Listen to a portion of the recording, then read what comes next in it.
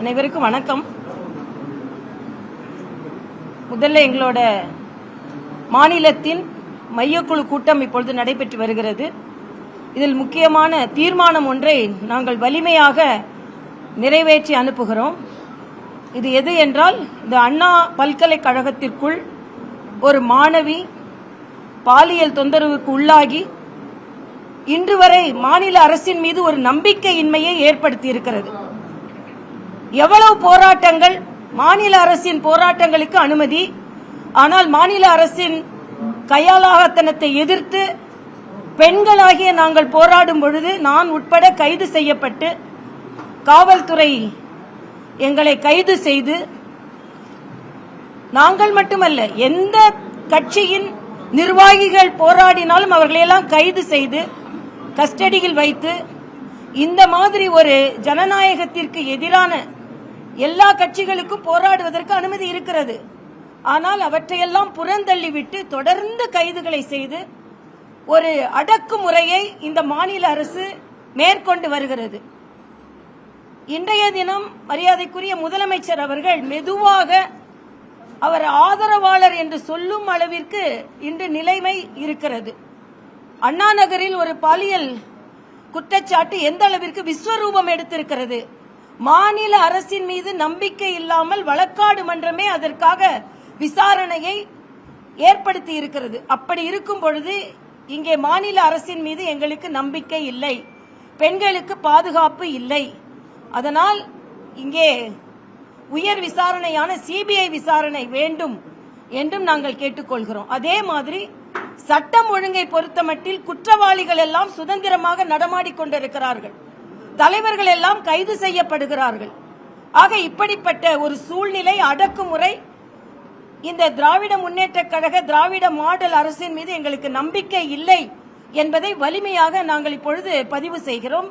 இந்த மாநில எங்களது மையக்குழு கூட்டத்தில் எங்களது அகில பாரத பொறுப்பாளர்கள் வந்திருக்கிறார்கள். அவர்கள் முன்னிலையில் நாங்கள் இதை வலிமையாக பதிவு செய்கிறோம்.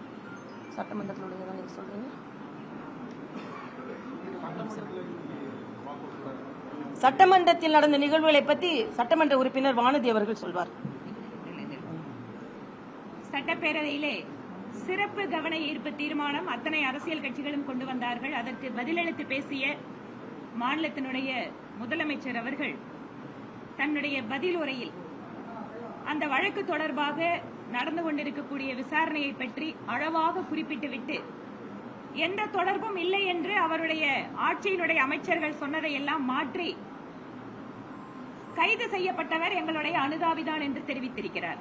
அது மட்டுமல்ல, அவருடைய பதில் உரையில் இந்த வழக்கிற்கு சற்றும் பொருத்தமில்லாமல் பல்வேறு தகவல்களை எல்லாம் அதில் கொண்டு வந்து சேர்க்கிறார். பொள்ளாச்சி பாலியல் வழக்கு சம்பந்தமா நிறைய பதில் சொல்றார். மக்கள் உங்களுக்கு ஆட்சி அமைக்க அதிகாரம் கொடுத்திருக்கிறார்கள், நீங்கள் என்ன தமிழகத்து பெண்களுக்கு பாதுகாப்பு செய்திருக்கிறீர்கள் என்பதை பற்றி கூறுவதை விட்டு, பெரும்பான்மையான நேரம் அவர் முன்னால் இருந்த கட்சியினுடைய அவர்களுடைய செயல்பாட்டை பற்றி தான் அதிகமாக குறிப்பிட்டிருந்தார். அதே போல முதல் தகவல் அறிக்கை, தொழில்நுட்ப பிரச்சனை காரணமா மத்திய அரசு தான் அதுக்கு பொறுப்பேற்றுக்கணும் அப்படின்னார். அதுல ஒரு சில அமைச்சர்கள் கவர்னர் மீது பழி சொல்கிறார்கள். எதனால? பல்கலைக்கழக வளாகத்தில் துணைவேந்தர் நியமனத்தில் பிரச்சனை இருக்குது, அதனால இது காரணம் கவர்னர். பல்கலைக்கழக வளாகத்துக்குள்ள நடந்ததால துணைவேந்தர் பிரச்சனை இருக்கிறதால கவர்னர் பொறுப்பேற்க வேண்டும் என்றால், பொது இடங்களில் நடக்கின்ற அத்தனை பெண்களுக்கு எதிரான குற்றங்களுக்கும் மாநிலத்தினுடைய முதலமைச்சர் தான் அவர் பொறுப்பேற்றுக் கொள்ள வேண்டும். ஏன் இதை தவிர்க்கிறாங்க? வேண்டுமென்றே இந்த கவர்னர் விஷயத்தை கூட மக்களுக்கு எந்த பிரச்சனைகளை பற்றி விவாதிக்க வேண்டுமோ சட்டப்பேரவையில் அதை பற்றிய தகவல்களை, அதை பற்றிய விவாதம், இதையெல்லாம் மூடி மறைப்பதற்காக சம்பந்தமே இல்லாத பதில்களை மாநிலத்தினுடைய முதலமைச்சர் இந்த சட்டப்பேரவையில் தெரிவித்திருக்கிறார். அந்த பதிலில் எங்களுக்கு திருப்தி இல்லை. முன்னாடியே இவங்க சொன்ன மாதிரி, டாக்டர் தமிழிசை அம்மா சொன்ன மாதிரி சிபிஐ விசாரணை வேண்டும் என்பதை பாரதிய ஜனதா கட்சி வலியுறுத்துகிறது. நன்றிங்க. இல்லை, இதுல குறிப்பாக மாநில அரசின் மீது நம்பிக்கை இல்லை என்று சொல்வதற்கு காரணம், இன்று முதலமைச்சர் தொடர்ந்து குற்றம் சாட்டிக் கொண்டிருந்தோம், இது திராவிட முன்னேற்ற கழகத்தோடு தொடர்புடையவர் என்று. இன்று அனுதாபிதான் அப்படின்னு சொல்றாரு. அனுதாபி மேலேயே முதலமைச்சருக்கு இவ்வளவு அனுதாபம் இருந்ததுன்னா, அப்போ அவங்க முக்கியமானவர்கள் எல்லாம் கூட உட்கார்ந்து சாப்பிட்டு கொண்டாடி கொண்டிருக்கின்ற திராவிட முன்னேற்ற கழக தொண்டராக இருந்தால் எவ்வளவு தொண்டராக இருக்கலாம். ஆனா இன்னைக்கு அனுதாபின்னு முதல் சொல்றாங்க, இன்னைக்கு ஒன்னும் சம்பந்தமே இல்லைன்னு சொன்னாங்க. அப்புறம் இப்ப அனுதாபின்னு கொண்டு வராங்க. நாளைக்கு நாம ஏற்கனவே உறுதி செய்ய முடியும் அவங்க அந்த கட்சியை சார்ந்தவர்கள் என்று. ஆக அப்படி இருக்கும் பொழுது பெண்களின் பாதுகாப்பிற்கு தமிழக அரசு எந்தவித தீவிர நடவடிக்கையும் எடுக்காது என்பதற்கு எங்களுக்கு சந்தேகம் இருக்கிறது. அதனால் இன்றைய தினத்தில் சிபிஐ என்கொயரி வேணும்ன்றது மட்டும் இல்ல, எதிர்கட்சிகளின் குரல் வலை ஏன் நசுக்கப்படுகிறது, அமுக்கப்படுகிறது, ஏன் ஒரு ஆர்ப்பாட்டத்திற்கு கூட குரல் எழுப்புவதற்கு கூட நீங்கள் அனுமதி மறுக்கிறீர்கள்? அப்படி என்றால் இங்கே என்ன ஜனநாயகம் இருக்கிறது? இங்கே எல்லா தலைவர்களும் சொல்லிவிட்டாங்க, தான் முதல் சொல்ல ஆரம்பிச்ச அவசர நிலை இருக்கிறதா என்று. ஆக இன்று அந்த அளவிற்கு அவசர நிலை போல எல்லாருடைய குரல் வலைகளும் நெரிக்கப்படுகிறது. ஏன் முதலமைச்சர் அவர்கள் ரொம்ப சாஃப்டா இதை ஹேண்டில் பண்றாங்கன்னு நான் நினைக்கிறேன். அதனால அவர் இன்னும் தீவிரமாக இருக்க வேண்டும். எங்களுக்கு நம்பிக்கை இல்லை. பெண்கள் எல்லோரும் தமிழக அரசின் மீது நம்பிக்கை இழந்து கொண்டிருக்கிறார்கள் என்பதை நாங்கள் வலிமையாக பதிவு செய்கிறோம். அதேபோல சிஎம் பேசும்போது 24 மணி நேரத்தில் குற்றவாளி அரெஸ்ட் பண்ணிட்டோம், எஃப்ஐஆர் பதிவு பண்ணோம்னு சொல்லி சொல்றாரு. அதே போல சொல்றாரு இந்தியாவிலேயே பாதுகாப்பா இருக்கக்கூடிய இடம் சென்னையும் கோவையும் தான் பெண்களுக்கு. இது நாங்க என்ன சொல்றது? மக்கள்கிட்ட தான் கேட்கணும். சென்னையும் கோவைன்னு அப்ப அண்ணா பல்கலைக்கழகத்தில் நிகழ்ச்சி ஒரு குற்றம் நடைபெறவே இல்லையா? அப்ப இதை ஒரு குற்றமா எடுக்கலையா அவரு? ஆக இதை பாதுகாப்புன்னு நினைக்கிறாரா? பாதுகாப்பாக பாலியல் குற்றங்கள் நடக்கிறதுன்னு நினைக்கிறாரா? இது ரொம்ப கடுமையான வார்த்தைகள். சென்னையும் கோவையும் தான் காப்பணும். அப்ப மொத்தமா இப்ப திருநெல்வேலியில ஒரு பெரிய பிரச்சனை நடந்துட்டு இருக்கு. தர்மபுரியில ஒரு பள்ளி மாணவியே பாலியல் பலாத்காரம் செய்யப்பட்டார்கள். வேலூர்ல. ஆக இன்னைக்கு நாங்க பிளாட் போட்டுக்கிட்டு இருந்தா தமிழ்நாட்டில் எந்த மாவட்டமும் பெண்களுக்கு பாதுகாப்பு இல்லாத மாவட்டமாகத்தான் இருக்கிறது என்பதை நாங்கள் பதிவு செய்கிறோம். அதனால முதலமைச்சர் இதோ இது ரொம்ப அது மாதிரி உயர்கல்வித்துறை அமைச்சர் இது ஒரு சாதாரண தனிப்பட்ட நிகழ்வு, இதையும் அரசியலாக்குகிறீர்கள் என்று கேட்பதெல்லாம் சரியானது அல்ல.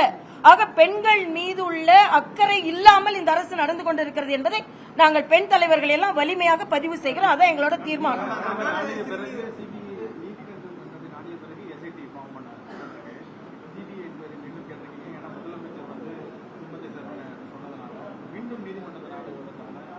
கட்சி முடிவு பண்றோம். நாங்க அது லீகலா அப்ரோச் பண்ணலாமான்னு கட்சி முடிவு பண்றோம். இப்ப நாங்க இன்னைக்கு எங்க கட்சியோட இளைஞரணிக்காரங்க போராட்டம் நடத்தி இருக்காங்க. அவங்கள கைது பண்ணி கொண்டு போய் உள்ள வச்சிருக்காங்க.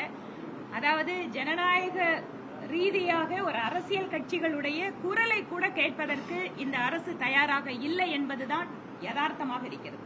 நேற்று திமுக கழகத்தின் ஆர்ப்பாட்டத்திற்கு எப்படி அனுமதி கொடுத்தீங்க? ஏன் யாரையும் கைது செய்யல? அப்ப எங்களை ஏன் கைது செஞ்சீங்க? அப்போ திமுக ஆர்ப்பாட்டம் நடத்தினால் சட்டம் ஒழுங்கு பாதுகாக்கப்படும், பாஜக ஆர்ப்பாட்டம் செய்தால் சட்டம் ஒழுங்கு பாதிக்கப்படும். இது என்ன நியாயம் என்றே எங்களுக்கு தெரியவில்லை. முதலமைச்சர் பதில் சொல்லட்டும்.